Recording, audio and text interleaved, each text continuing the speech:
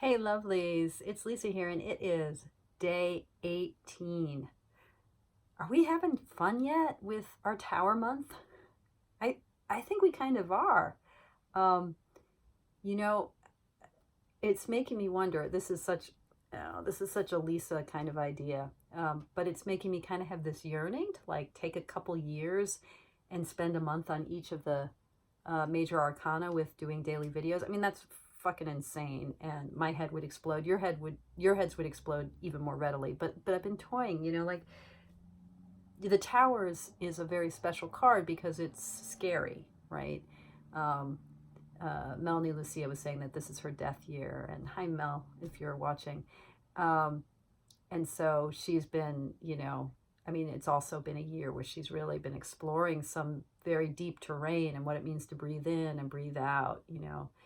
Um, but the obvious cards that have their really obvious, shadowy, scary, go into the deep, dark recesses of the soul, those cards you can imagine, yeah, 30 days, no prob.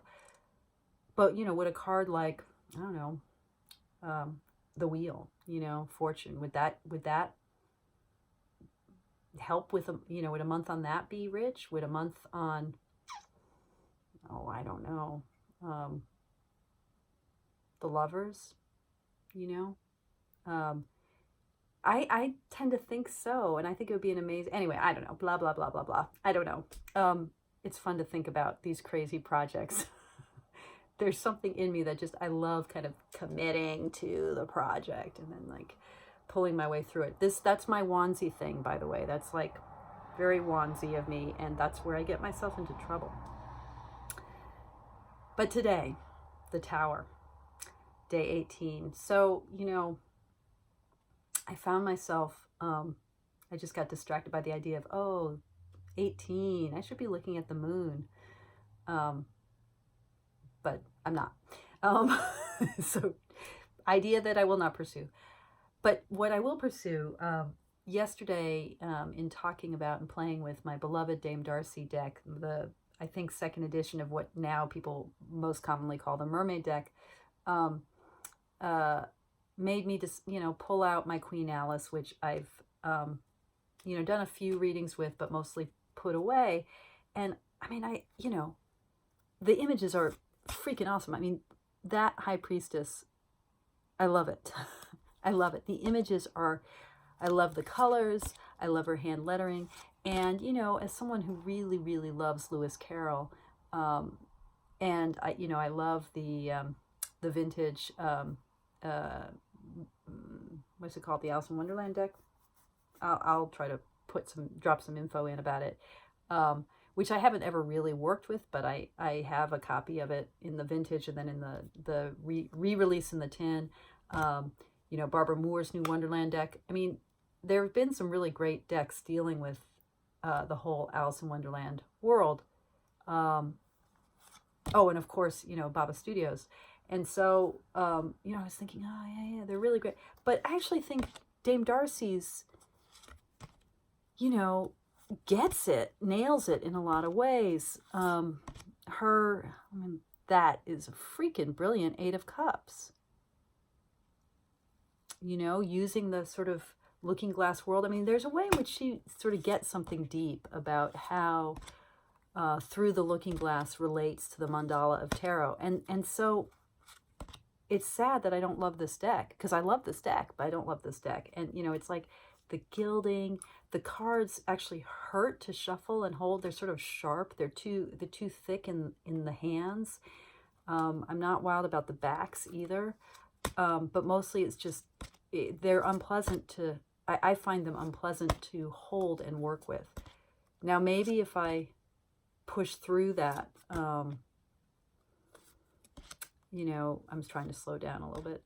Maybe if I push through that, I would break them in and they'd be more comfortable. But it's just, they're glossy and clunky in a way that I just have issues with. Anyway, so I started to pull out this deck and think about the Tower in this deck. And,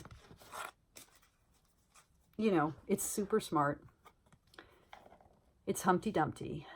And that got me thinking about this card. So here's the thing about Humpty Dumpty, you know, and particularly as Lewis Carroll talks about him, you know, Humpty Dumpty, I mean, it's just a wonderful discussion.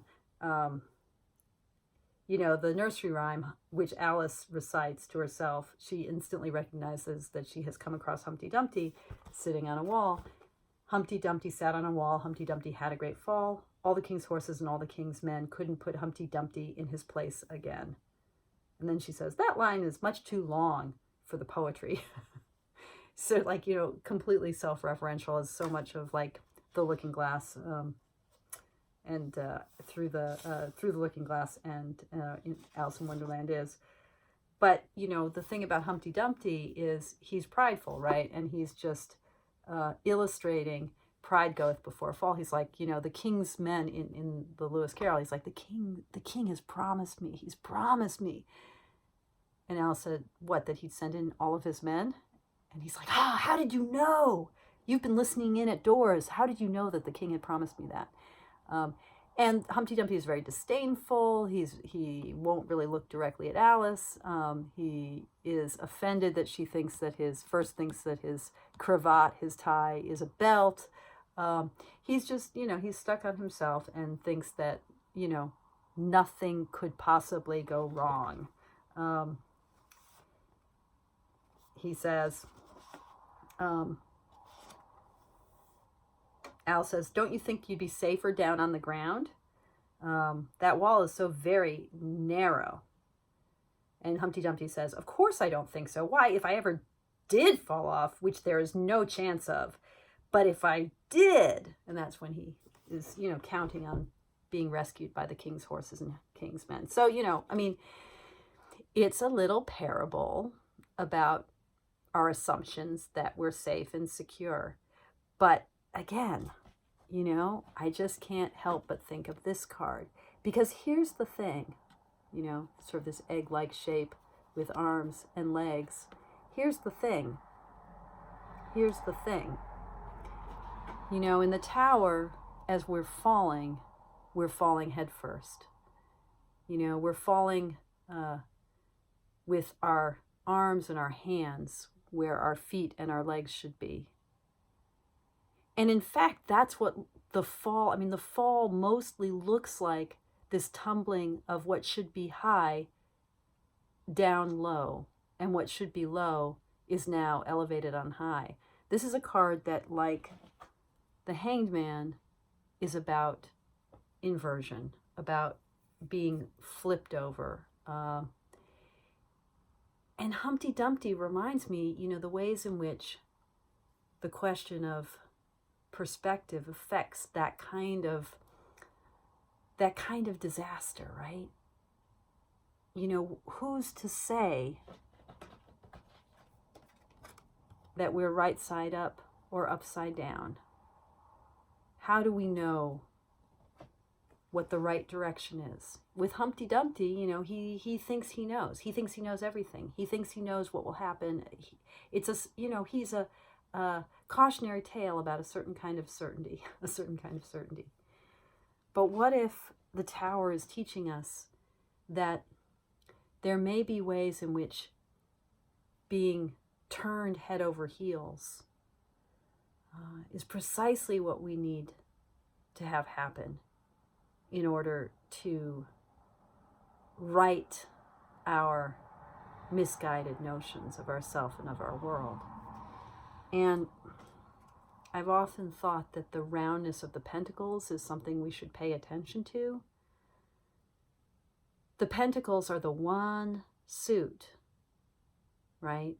The discs, like the diamonds in a playing card deck, where you can't obviously see what is right side up and upside down. There's a kind of resilience in the roundness of the pentacles that might have something to do with the natural abundance of this suit that is about embodiment and earth.